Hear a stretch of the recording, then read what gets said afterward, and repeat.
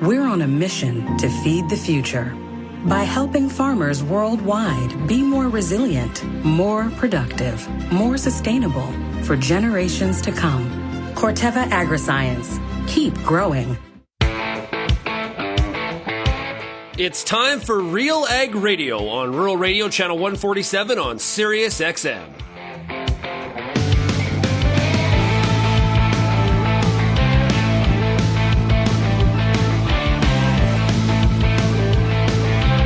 RealAg Radio and RealAgriculture.com is your home for insight and analysis of the issues that are impacting your farm business. Let's get real and get connected with RealAg Radio.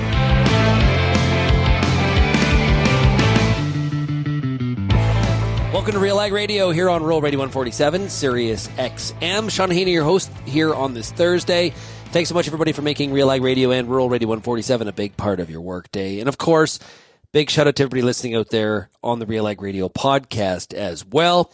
Like I said, it is Thursday, which means the Farmer Rapid Fire, which is brought to you by Corteva.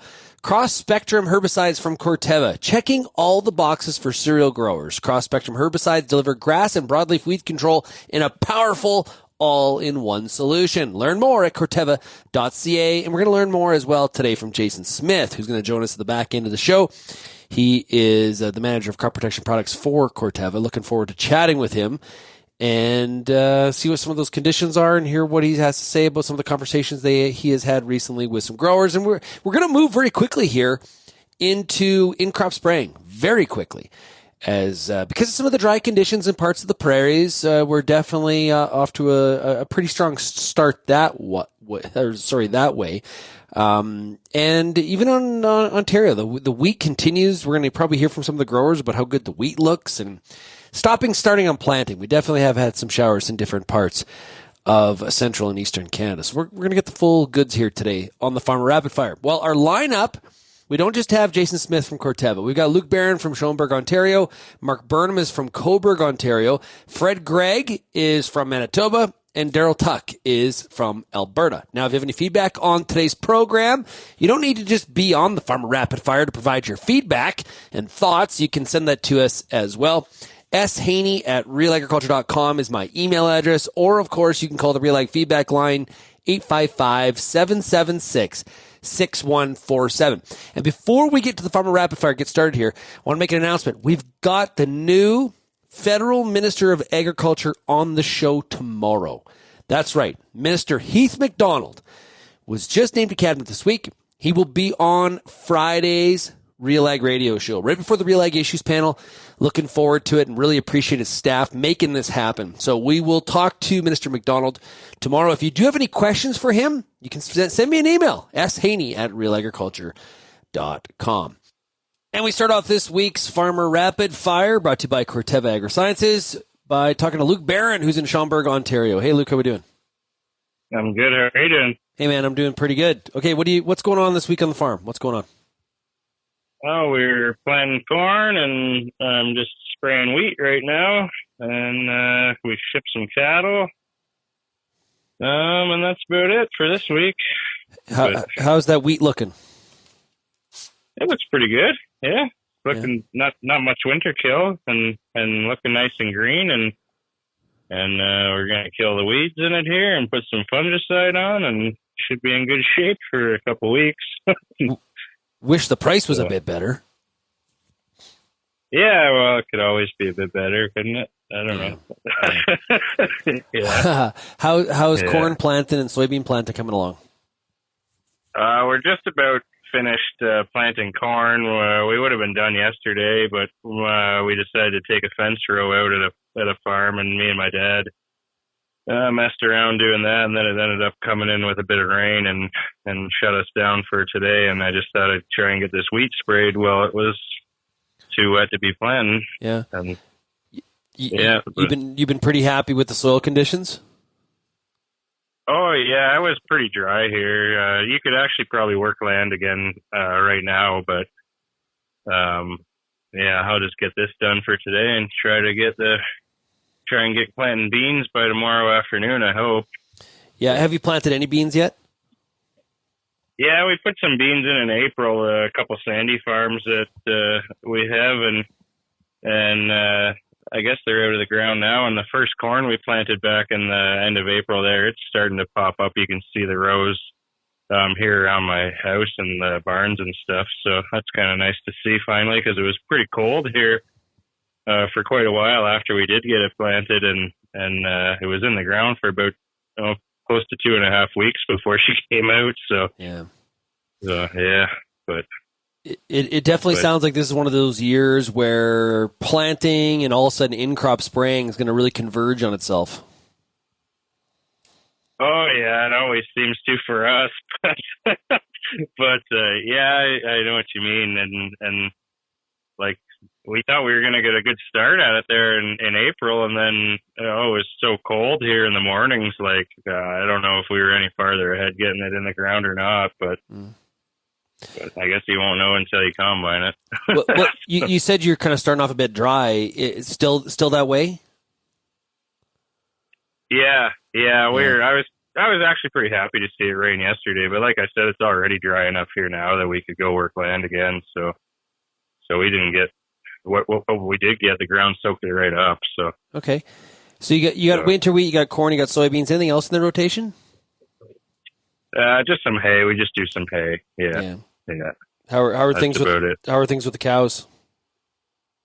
Oh, the price is good, I guess, if you're selling, and it's expensive when you're buying. But so far, they're still a profit to be made in them, I guess, as you could say. Yeah, it's kind of scary to have them all here and not know. Like as far as Cargill, I know just in Ontario for Cargill, like the contracts aren't really that good, and you never know what's going to happen south of the border that could affect us. So it's kind of a little bit nerve wracking, but I don't know. So far, so good. Yeah, it's we had Ann Wasco on the show on Friday for the beef market update, and we continue to just set highs in prices. It's been unreal. Oh yeah, like we bought cattle in the beginning of the year in February, and I thought they were expensive, and I think they'd be another $400 or $500 a head now if you wanted to buy them. Like, I don't know. Wow. It's just crazy to me, but anyway, I guess. So hopefully the price stays up. Yeah, for sure. Hey, we're entering a long weekend here in Canada. Any big plans besides putting soybeans in?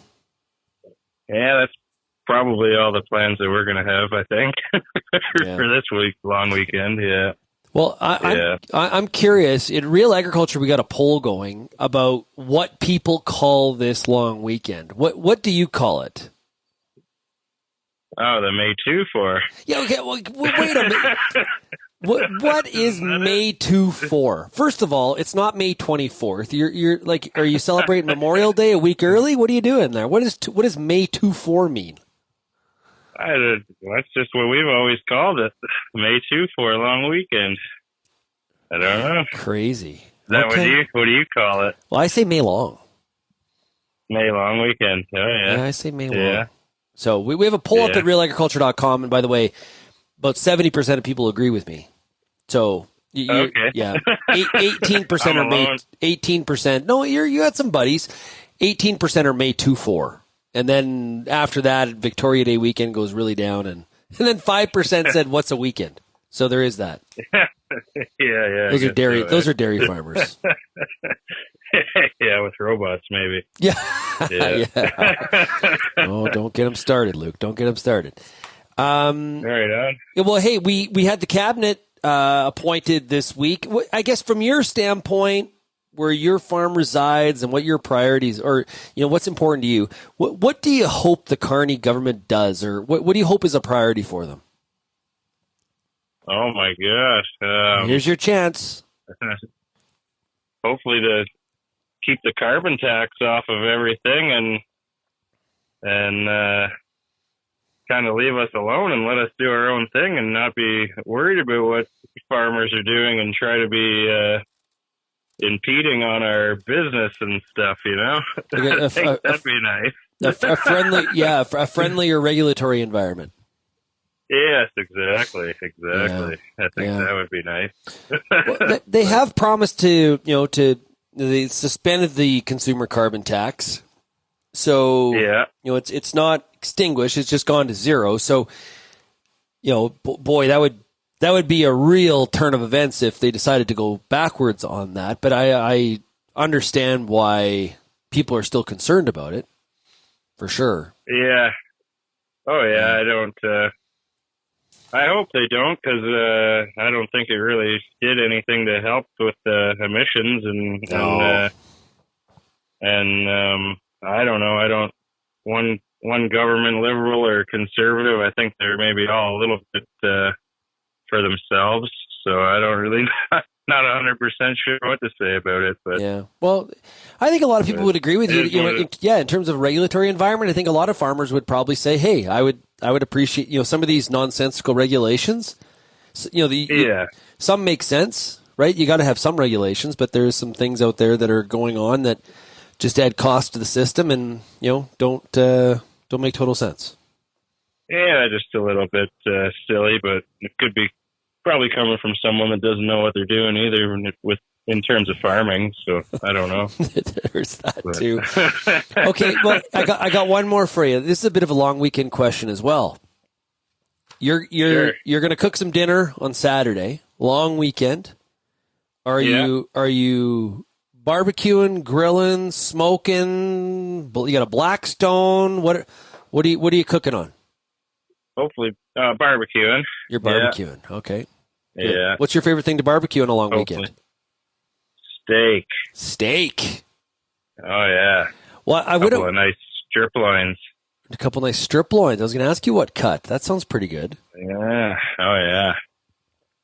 Wow. Yeah, me. Well, that's the end of the interview. We both got to go eat now. Yeah, exactly. Hey, Luke, thanks for joining us here today on the Farmer Rapid Fire. Really appreciate it. Well, thanks very much, Shaun. Okay, we'll be right back on the Farmer Rapid Fire here, brought to you by Corteva.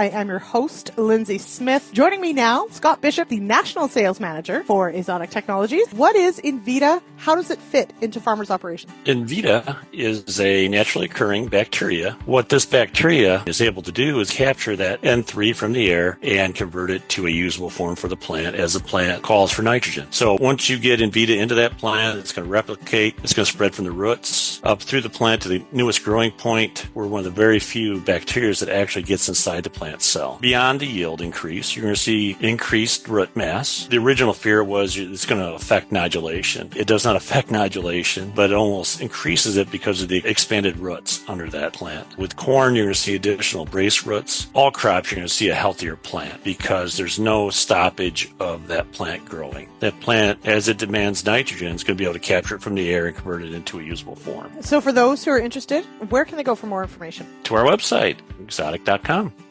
Peter Johnson at WheatPete, RealAgriculture.com, and what an opportunity! Oh my gosh! You think you can't grow better wheat? You are absolutely wrong. We're going to show you how to strive for those record wheat yields that they get in the UK and in New Zealand. You can grow 150 bushel wheat. I'll show you how. Catch WheatPete's Word every Wednesday on RealAgriculture.com or download the podcast on iTunes or Spotify.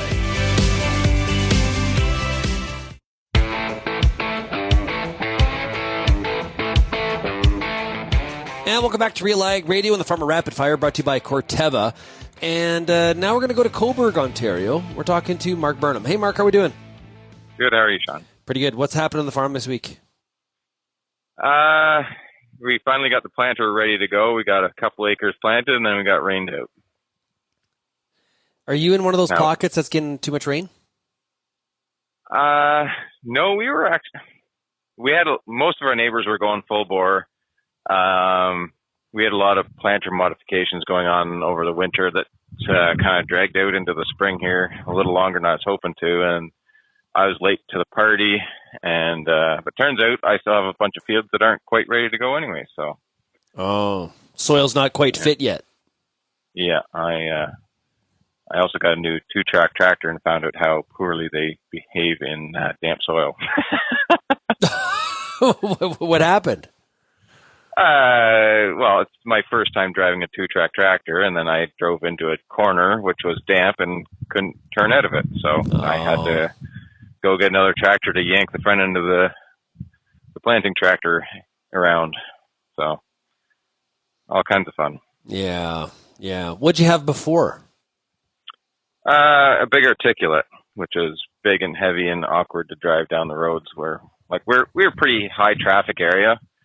So driving something that's 17, 18 feet wide down the road can be stressful. So you're having to do a lot of side roads to get or pavement to get to your next field?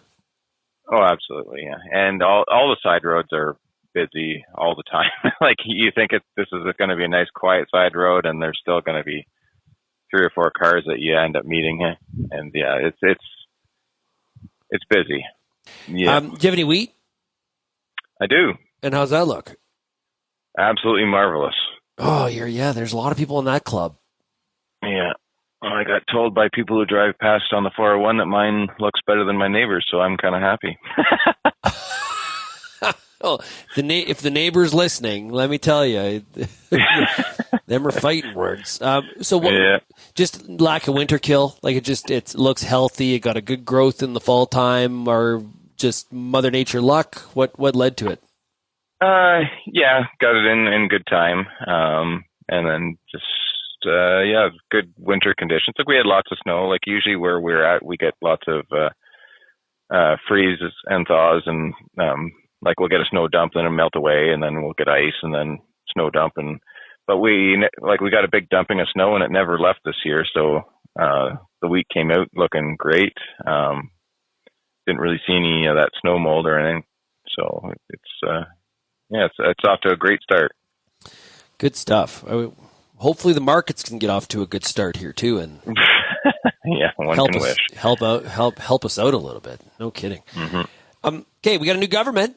What would you like the priority to be? What would you, from an agriculture perspective, where you're farming, what's on your wish list? What do you hope is a focus for them? Farmland protection. Okay, talk about that. It's a little near and dear to my heart. We are in a high population area where there's developers. My parents' farm, my home farm, is kitty corner to a subdivision, and we would like to see a higher, stronger laws to protect farmland from being we're class 1 and 2 farmland where we're at, and it's high pressure to be developed. And just because it's next to town, it's easy to develop. There's no rocks. There's minimal hills, and we're just wondering where all this food's going to come from in the future. So, yeah, that's my number one, is farmland protection. Mark, what does that look like? Like, obviously, this is something you thought about a lot. So, what does that actually entail? That is a tricky question, because some farmers are waiting for that big paycheck when they sell to a developer, and there's other farmers like me who want to pass it on to the next generation, on to the next generation, on to the next generation. So yeah, to make something that works for everybody, I don't know. Something that always pops up in my mind when people ask me that question is, I read an article back in my early 20s probably of Pennsylvania. They had a program that it paid farmers a one-time payment of the difference between farmland value and development value. And you could defer the payment off to whenever you wanted to, as far as I knew. So if you weren't planning on selling, or you were happy selling at a farmland price like that, the new landowner then gets that possibility to get that payment made to them. And then once that payment is made, it locks that into agricultural use. I don't know how permanent it is, or I'm sure there's ways around it, but I don't know. I thought something like that would always be kind of interesting, but interesting. But aside from that, I don't really have an answer. But you know what outcome, like you can see the other side of it. It's the getting there part that probably is going to be a little bit more of a harder path. Yeah. Like you're going to have people fighting on both sides of it. Oh, absolutely. I hear from them. Believe me. Yeah. And farmers. This isn't just developers versus farmers. This is different. Like as you mentioned, farmers have different opinions on this. Yeah. Absolutely. So this weekend coming up, what do you call it? Is it May 2-4? Is it May long? Is it Victoria Day weekend? What is it? What do you call it? May 2-4, but to me it's just another weekend because it's always sitting in the tractor seat. So okay, well we have a poll up at RealAgriculture.com, and there's 5% of people said, "Hey, what's a weekend?" So you're in that crowd. For May and June, yeah. Yeah. I remember I got married on May long weekend. I remember I had a lot of neighbors who were mad. They were mad. Yeah, people were seeding. So, but it was also the windiest day I think in the history of the world. So there was. I'm not sure anyone was going to be doing any spraying on that day, for sure. So, hey, I got one more question before I let you go. So you're going to cook some meat this weekend. How are you doing that? Barbecue, smoker, Blackstone. What are you doing? For me, if I'm cooking meat, it's on the barbecue. Barbecue. I'm not much of a chef. I'm more of a baker than a chef. So you're more of a baker than a really. What's your favorite thing to bake? Cakes are always good. Cakes. Yeah. I did not know this, Mark. This is wow. There you go. Yeah. No. So my family also owns a farm market and there's a bakery, and I worked in the bakery for I guess a fall once to help them out. Nice. So yeah, learned how to make pies and all that fun stuff. Wow. Okay. Well, we'll get some other farmer to cook the meat, and we'll get you to do dessert. How about that? Sounds like a great plan. Sounds like a good idea. Hey, Mark, thanks a lot. I really appreciate you joining us. All the best to you this spring, and hopefully you can get some of that seed in the ground, okay? Sounds good. Thanks, Shaun. We'll be back with more of the Farmer Rapid Fire, brought to you by Corteva Crop Protection, right after this.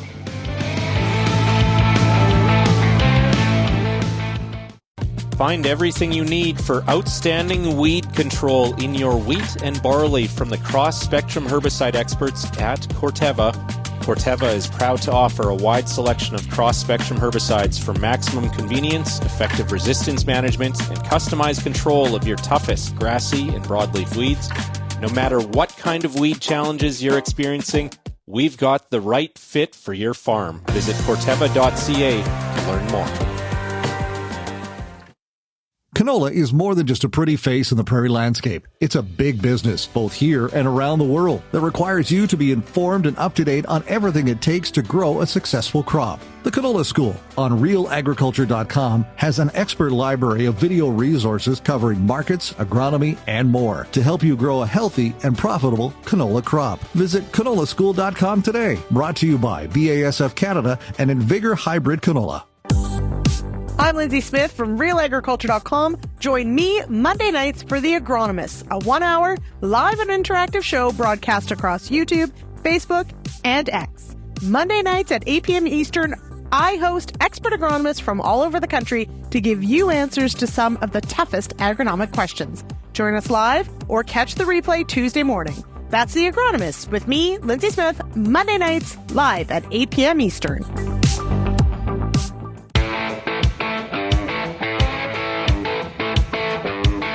And we take the Farmer Rapid Fire, brought to you by Corteva Crop Protection. We're going into Reston, Manitoba. We're talking to Fred Greig. Fred, how are we doing? Doing great, Shaun. Thanks for asking. You're doing better than the Jets. Yeah. They are going to finish strong, though, I think. You think so? Okay, well that's good. I like the positivity. Yeah. We got to have faith, right? Absolutely, yeah. They are dramatic if they're nothing else. No kidding. That was a chippy game the other night. Chippy. Yeah. I didn't get in to see any of it, but I caught the highlights, and I think both teams want to win pretty badly, so it's starting to show. I like when we get to the stage of the playoffs where teams don't like each other. Like they have finally decided, you know what? We really do not like those people on the other side of the ice at all. I love that.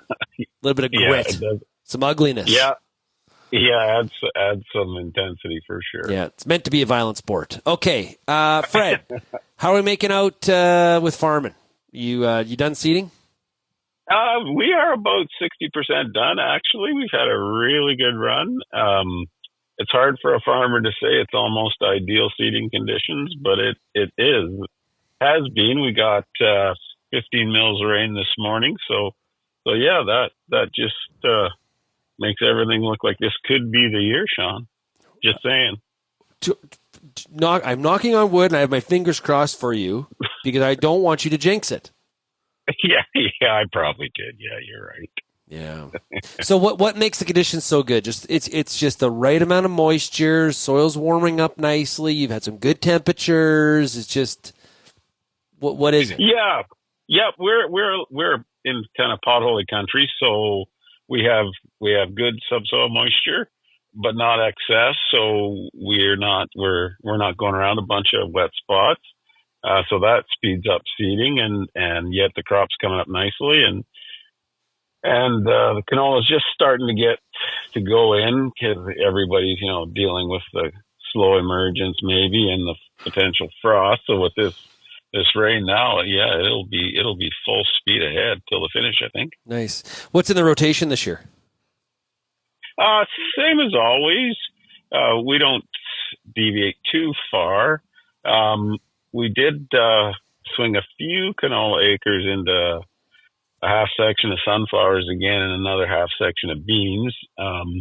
But yeah, since we made that decision, though, the canola prices have stayed stronger actually. So hopefully that was the right choice. Sunflowers, you like stretching out harvest.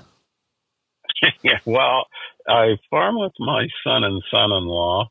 And our agreement is I get to grow pedigreed flax and they get to grow sunflowers. So I have to bite my tongue. This is what compromise on the farm looks like. You like growing flax? I do. I actually do. It, with the chemistry now, with some of that soil, persistent chemistry, we're doing a way better job on weed control.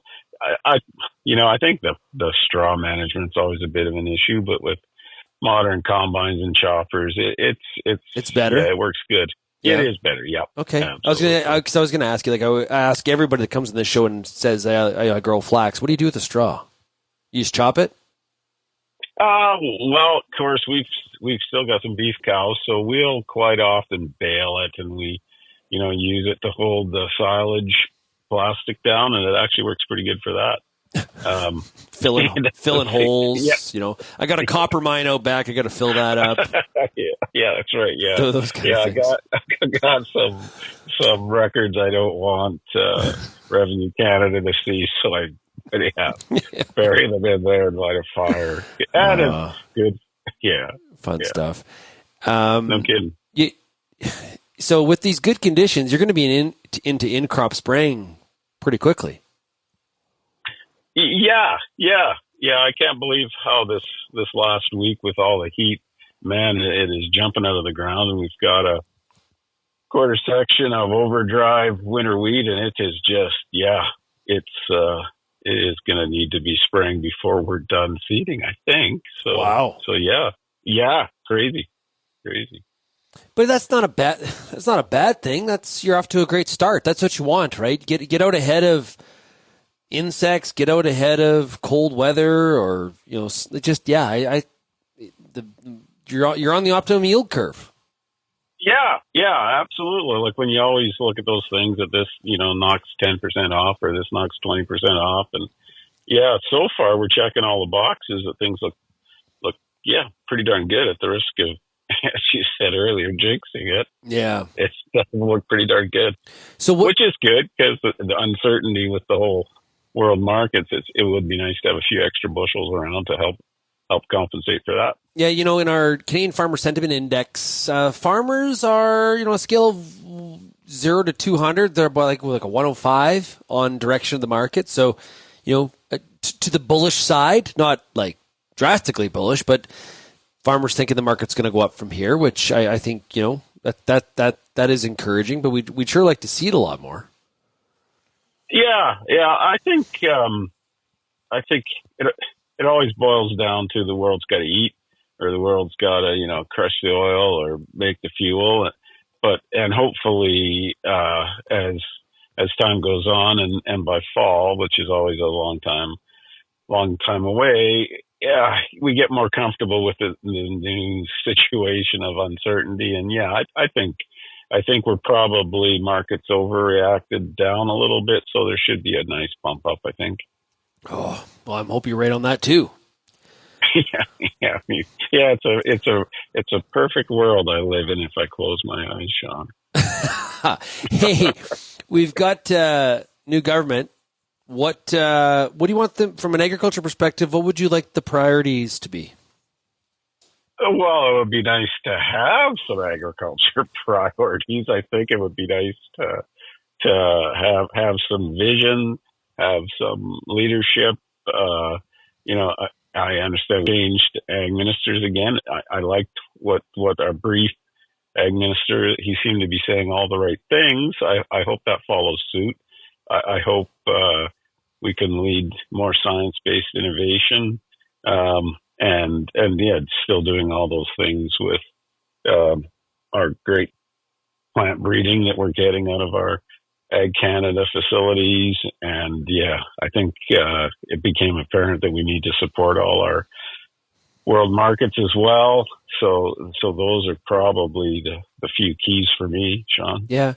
We had asked farmers about some of the key priorities, and public plant breeding came up, Fred, is something that farmers would like to see more attention paid to by the government. It wasn't the number one, but it was in the top 4, if I remember correctly.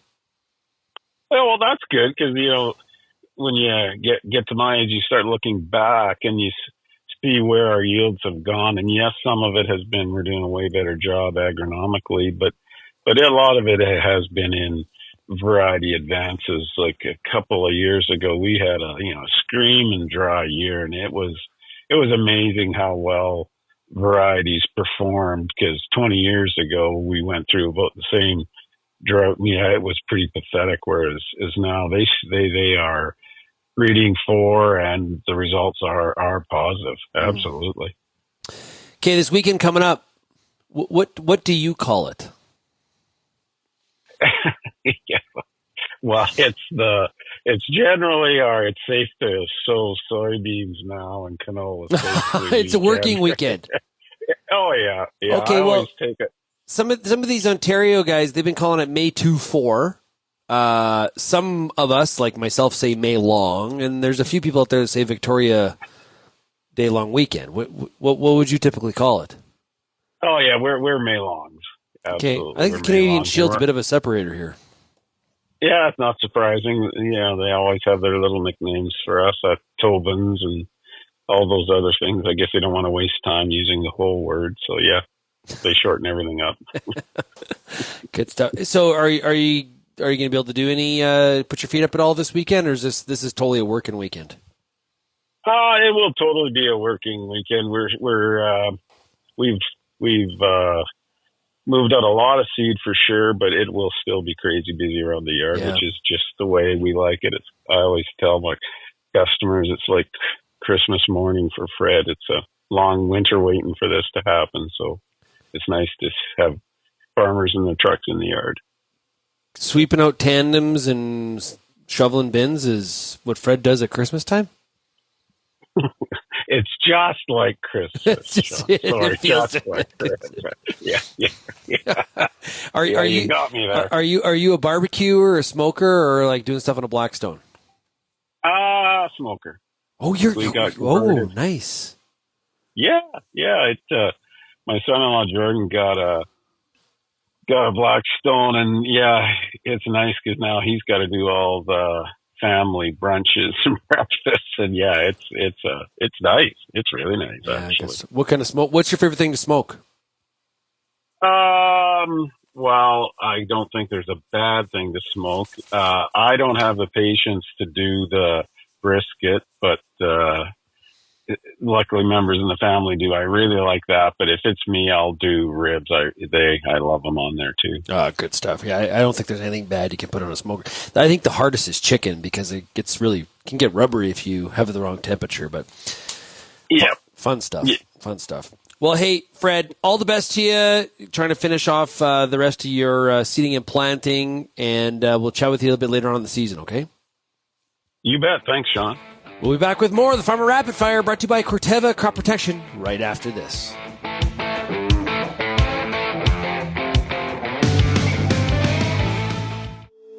If you're involved in the agriculture industry, it's important to stay informed on all the latest issues affecting your business. At RealAgriculture.com, we offer fast, reliable news, information, and insights to help you keep on top of all of the latest in Canadian agriculture. Visit RealAgriculture.com and sign up for our free daily newsletter covering everything from news, agronomy, animal agriculture, and much more. Visit RealAgriculture.com/subscribe today. It's summertime, and you've got a lot of important decisions to make when it comes to your corn crop.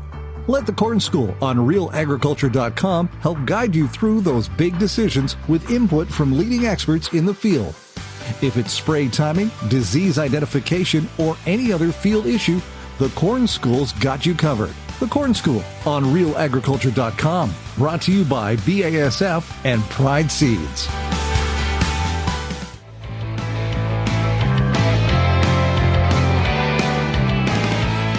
Up next, we take the Farmer Rapid Fire to Vegreville, Alberta, and we're talking to Daryl Tuck. Hey, Daryl, how are we doing? Not too bad at all today, Shaun. Good, man, good. And, of course, the Farmer Rapid Fire is brought to you by Corteva Crop Protection. So, hey, Daryl, what's going on the farm this week? Well, I'm one of those anomalies here in our area. I'm still seeding peas, but we're taking a break because we had an inch of rain here the day before yesterday. So I was just getting geared up to go hit the field, and we just had another shower go through. So it's another regroup day here, and trying to make sure we're ready to roll here again when the soil dries up. Yeah, inch of rain probably welcomed. Definitely, it's the first moisture we've had since the snow melted. Yeah. Still seeding peas. It's the middle of May, Daryl. What's going on? Well, I've swapped up my strategy a little bit here the last few years. I've been seeding wheat first and then switching up to peas. They seem to like the warmer soil better and seem to have less impact from Aphanomyces starting out in warmer soil. Interesting. And have you been finding some success in that?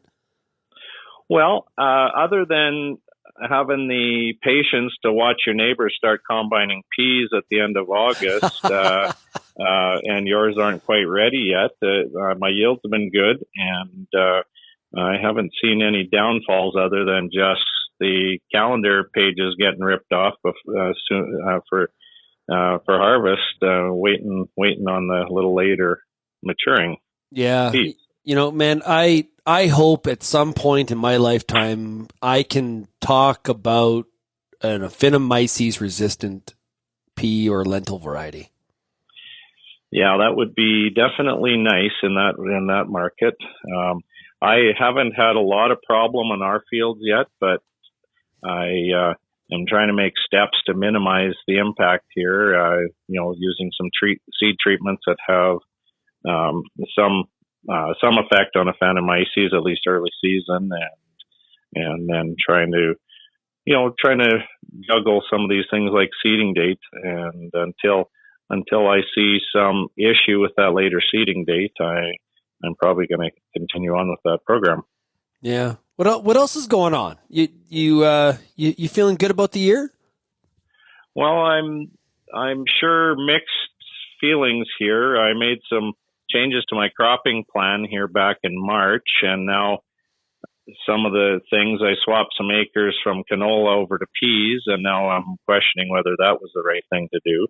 And watching the canola prices rally a little bit, but of course that's the way it always is. We're always second guessing ourselves. It's not too late for me to swap it out, but I kind of made a plan and I'm going to stick to it. So yeah. It is one of those things, right, where because if you get too switchy, then you can bounce back and forth and sort of drive yourself crazy. Yeah. No, I just gonna stick with the plan, carry on, and this rain delay is gonna make my peas a little bit later than I wanted, but only by a few days. So hopefully it's not too significant at the end of the day. I got to ask you, we got a new government now. We got the cabinet named. We're ripping and roaring to go here. What would you like the priority to, from an agriculture perspective? What would you like the government's priority to be? Something come to mind? There's several things, and I don't know what my priority would be, but not just impacting agriculture directly, but any self-employed business is getting some reassurance as to capital gains exemptions and taxing, gain on property values and stuff like that. Leaves it difficult for people to want to invest in anything in Canada because you work hard, you build something, and then you pay taxes all the way through the process, and then when you get to enjoy a retirement stage, then you're taxed again on what you may have gained on taking a risk to invest in something. I know. I just don't like taxes altogether. I know they're a necessary evil, but man. Well, the problem I have with some of these taxes is where the government in recent years has been spending a lot of money outside of Canada, and we're not benefiting from it. And taxes, first and foremost, should be used here at home first. Okay, that makes sense. And unfortunately, there is some humanitarian stuff that comes up where it's nice to be able to help out, but that should be maybe more up to an individual or a company to make those decisions, as opposed to, putting the burden on the taxpayers when we've got different areas of our economy and workforce that are requiring attention. Our health system, veterans, seniors. There's a lot of areas where the spending needs to happen here at home. Yeah, you mentioned healthcare. That's a federal, provincial, like there's co-op funding there, but man, I wish that's one we could really make some improvements on. That's one for I really hope that, and I'm always kind of feel sort of disappointed. We just never seem to tackle it. Well, it's a hard thing to process, because the first thing people have to remember is it's not government funded, it's taxpayer funded services. And, a lot of people don't understand the difference between that. Yeah. The second part is we've got so top heavy in management that, we can't provide the services because we've got too many people trying to be bosses. And, the minute you try and reconstruct that, then people are screaming because they're losing jobs and stuff like that. And, it's unfortunate that things have gotten to the place they are. We've got, in some of these sectors, we've got more bosses than we've got workers. Yeah, no kidding. Hey, it is, I call it May long. Do you call it May long, or what do you call this weekend? Yeah. I call this try to avoid the highways with farm equipment weekend. That's well put. Are you if you're going to cook some meat, are you grilling, or are you smoking some meat? Are you doing a Blackstone? What do you got going on over there? Well, currently the only thing I've got working is my smoker. Nice. My barbecue got blown over in a windstorm and it's in pieces. So until I get my barbecue fixed up, it's a smoker. Oh, nice. Good stuff. Hey, Daryl, all the best to you the rest of spring here. We'll talk to you a little bit later on in the season, okay? All right. Enjoy the spring, and thanks again for the call. Great stuff. Daryl Tuck out of Vegreville, Alberta. We'll be back with more of the Farmer Rapid Fire, brought to you by Corteva Crop Protection right after this.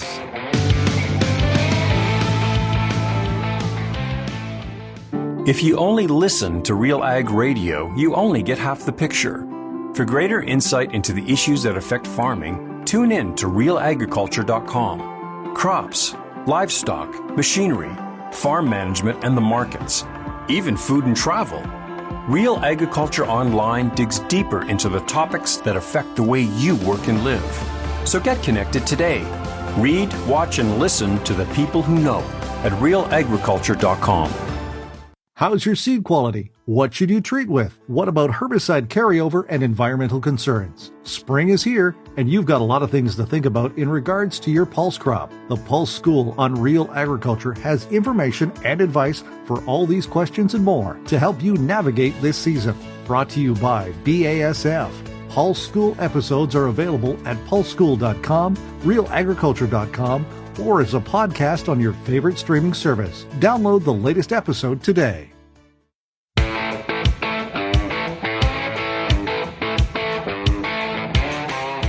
And welcome back to RealAg Radio and the Farmer Rapid Fire, brought to you by Corteva Crop Protection. Joining us right now from Corteva, it is Jason Smith, who is Portfolio Manager for Herbicides for Western Canada. Jason, how are we doing? Very good, Shaun. Yourself? Pretty good, pretty good. Well, are you all ready for the long weekend? The May long? You bet. Yeah. Well, okay, I just spoiled it. I was going to ask you what you call it. Do you call it May long? May long, yeah. What else would you call it? Well, some of these, so for example, Luke from Ontario, he was like May 2-4. Oh, yeah.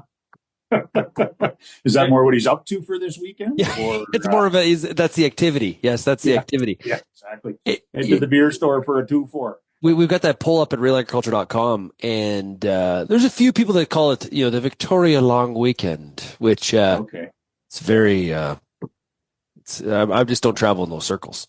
That's the United Empire Loyalist crowd? Yes, exactly. Yeah. Well, it's about 15% of the crowd. So that's right. They are there. Yes, still celebrating the victory of 1812. Okay, let's get to it here. In crop spraying, it's here. We go from like burn off to like when are we going to start seeding and planting to now we're talking in crop. We're off to a roaring start here in 25. Yeah, it's quite something, right? Because I'm looking. We're not even halfway through May, and I already got people starting to talk about in crop. So I think some of the weather, this weather cool down that's coming, will probably slow things down a little bit, which I don't think is terrible. Hopefully, we get some nice general rains across that too. But yeah, certainly time to start talking about the in crop herbicide options, and we've got a couple great ones here at Corteva. So Rexaid for wheat, which is everything in one box. Go out and get all the weeds. And then another one that we launched just a few years ago called Resvon Excel, and that gives you that flexibility to add either an MCPA or a 2,4-D, kind of dependent on the weed spectrum, and gives you a really high level of control using that Group 1 mode of action for the grass seeds, and then Group 4s for the in crop, for the broadleaf. I like the just go spray it and kill everything. Yeah, and that's really besides the wheat. Right? You don't want to kill the wheat, but everything else, go. Yeah, the idea that the wheat and the barley come through it looking beautiful, and the wheats are done like dinner. So, could use some rain out there. Yes, very much so. Yeah, I don't. Lots of fires up in northern Saskatchewan. I mean, I'm a little ways out of there here in Saskatoon, but certainly some concerns up in the North Country there. And then I heard a bit out of Manitoba today with some fires up in that eastern Manitoba, maybe starting to move some cattle out of there. So yeah, some cool downs and rains would be very, very, very timely and very helpful to help get some of the stuff under control. Because we're potentially doing in crop a little bit earlier this year. Yeah. Kelvin Hepner from our team, he had wheat out of the ground in 6 days. Like, boom, it's up, right? We're doing a little bit earlier in comparison to what we would consider probably normal. It's a little bit cooler in the morning still. Like, we're talking, 4, 5, 6 degrees. What is there a consideration there on in-crop spraying, or is that not as much a concern with in-crop? Yeah, I think with in-crop, when you start to see temperatures...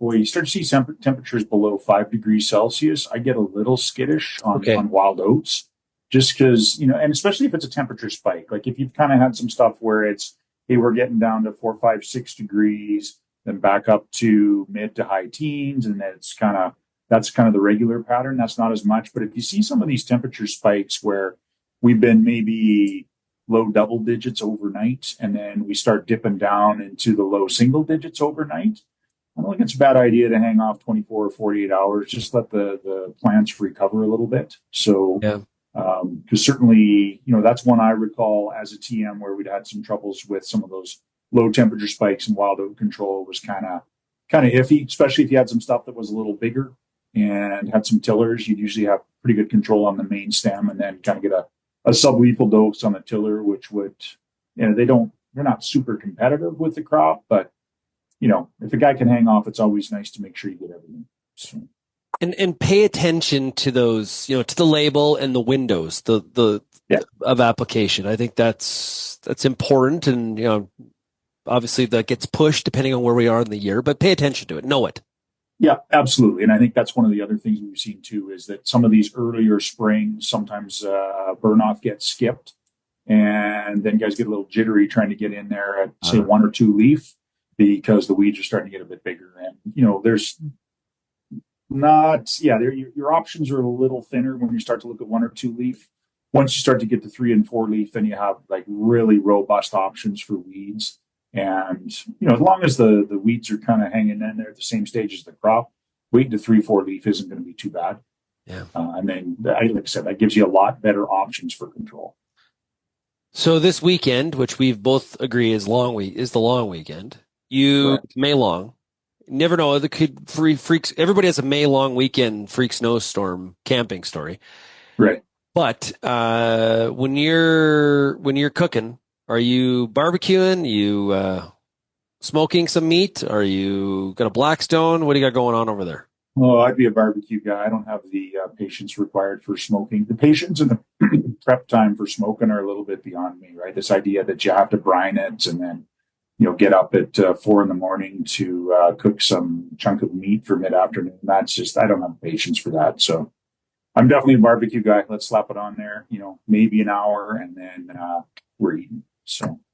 But you got to remember, it's like smoking is also an extended window for having more beer. I suppose. Yeah.